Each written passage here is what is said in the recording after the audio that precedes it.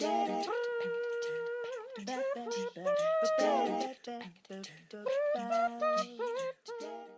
there, innovation champions. Melissa Dinwiddie here.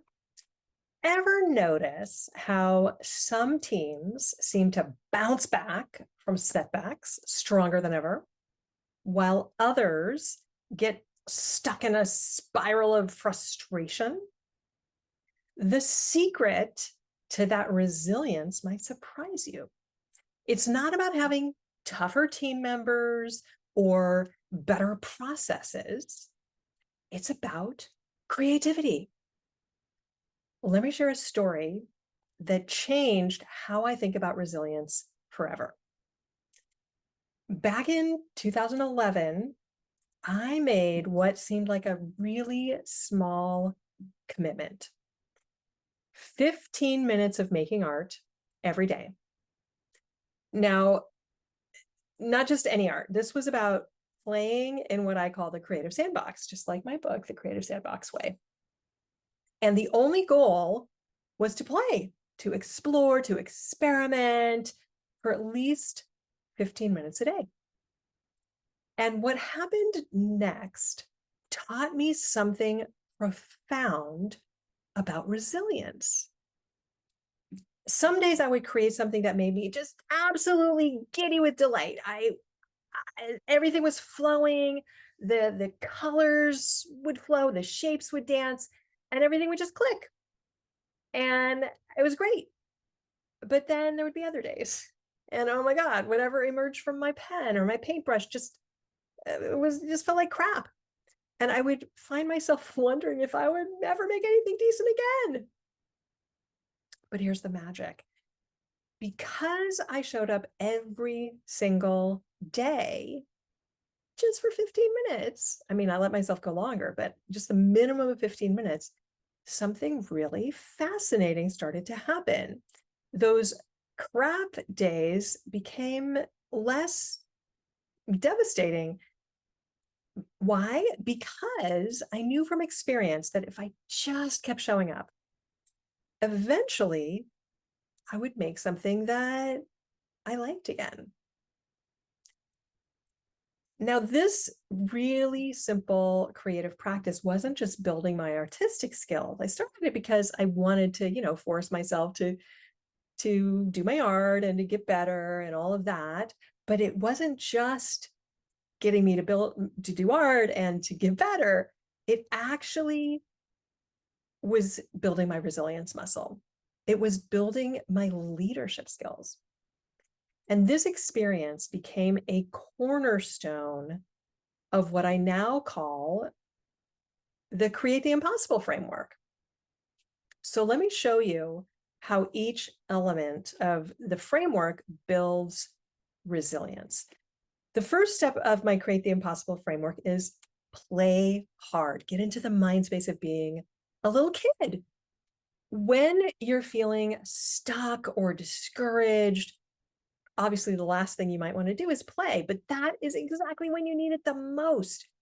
By committing to play, to explore without the attachment to outcomes, you build the courage to try again. It's like having a secret reset button for your creative spirit. Now, the second step in my Create the Impossible framework is make crap. And here is a truth bomb. Resilience isn't about avoiding failure. It's about knowing you can handle it when things don't work out. Now, my daily art practice taught me that making crap wasn't just okay, it was essential, because every failed piece, so-called failed, was actually strengthening my bounce back muscles. All right, so the third step in my Create the Impossible framework is learn fast. So those days when nothing seemed to work, those became my best teachers. Instead of getting stuck in disappointment, I started asking myself, what can I learn from this? And this shift from judgment to curiosity, this is a superpower for building resilience. Now you might be thinking, yeah, that's great for art, Melissa. But what does all this have to do with innovation in tech? Everything. In today's fast-paced tech world, the ability to bounce back from setbacks isn't just, a nice to have, it's essential for survival. And just like my art practice built my resilience muscle, we can intentionally build resilience in our teams through creative practices. So let me share two of my favorite creative resilience builders. I have a lot of them. These are two of my favorites. These are playful exercises that I use both in quick team sessions and as part of deeper workshop experiences. Now, these are not just games, they're deliberate practice for building your team's resilience muscles. Are you ready? Okay, so creative resilience builder number one is from the world of improv, and it is an activity called Fortunately, Unfortunately. It's a storytelling exercise, and it is pure magic for practicing resilience in real time. So here's how it works. Gather your team in a circle. You can do this virtually or in person, and you're going to tell a story one person at a time. So one person starts maybe with once upon a time, and then each person is going to add to the story, alternating between sentences that begin either with unfortunately or fortunately. So let me give you an example. So the first person might say, once upon a time, there was a brilliant tech team with a groundbreaking idea. The next person, person two, continues with, unfortunately, their prototype crashed during the investor demo. Person number three starts with, fortunately, one team member had created a backup using an entirely different approach. Next person, unfortunately, the backup was locked in a computer that nobody could access, and so on and so on and so on. Now, what makes this exercise really powerful is that it trains your brain to find opportunities in setbacks. Every unfortunately becomes a springboard for a creative solution. Now, if this sounds familiar, it's because that is exactly what innovative teams need to do every day. So that's creative resilience builder number one. Creative resilience builder number two is another activity from the world of improv, and that is the terrible gifts exchange. Now, this exercise takes the fear out of failure by intentionally playing with it. So here's how this one works. Step one, pair up team members and have them exchange imaginary gifts. Now, you're going to want to start with fun, really positive gifts to establish flow and get people in that accept and build, yes, and mind space from improv. So, for example, partner A is going to physically present an imaginary gift to partner B, like a motorcycle or a magical device or a pillow. It could be anything, something really positive. And partner B physically accepts the gift and then enthusiastically thanks the partner and adds something to the description, like, oh, I love that it's red and has sparkles. Red is my favorite color, something like that. That's the first part. So each person gets an opportunity to give and receive. Step two, this is where the fun really begins. The partners are now going to exchange terrible gifts.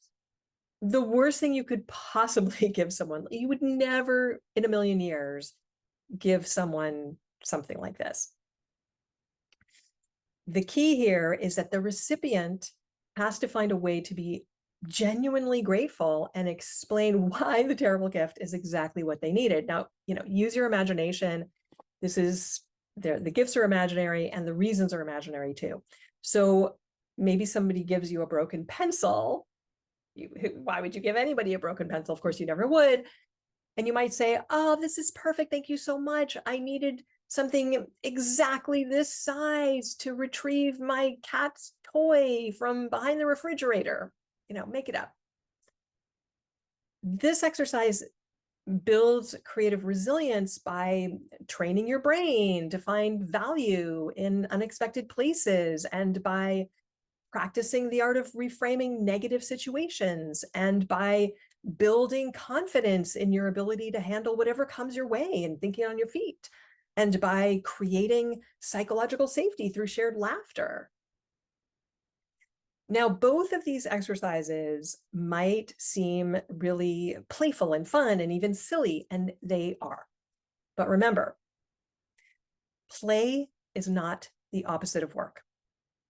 Play is how we make work more effective. Every time your team engages in these kinds of creative practices, they're building their collective resilience muscles. Think of it this way: just as athletes don't build strength only by showing up on game day, that'd be ridiculous.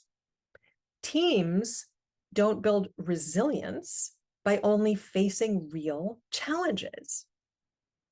These creative practices are your team's training ground, preparing them to bounce back stronger from whatever challenges lie ahead. So here's your challenge for this week. Choose one of these creative resilience builders and try it with your team. And notice not just the immediate energy shift, which you're going to see, but also how it affects your team's approach to the challenges in the days that follow. Remember, the most innovative teams aren't the ones that never fail. They're the ones that know how to bounce back and learn from every setback. They're the ones that can create the impossible. Stay curious, stay playful, and keep building those resilience muscles. Now, I would love to hear from you. Let me know in the comments what creative practices help you and your team build resilience. Share your story. And if you're ready to transform how your team approaches challenges and innovation, let's explore how we can work together, whether it's through keynotes, workshops, leadership retreats, or coaching. We can build an unshakable foundation of creative resilience in your organization when we work together.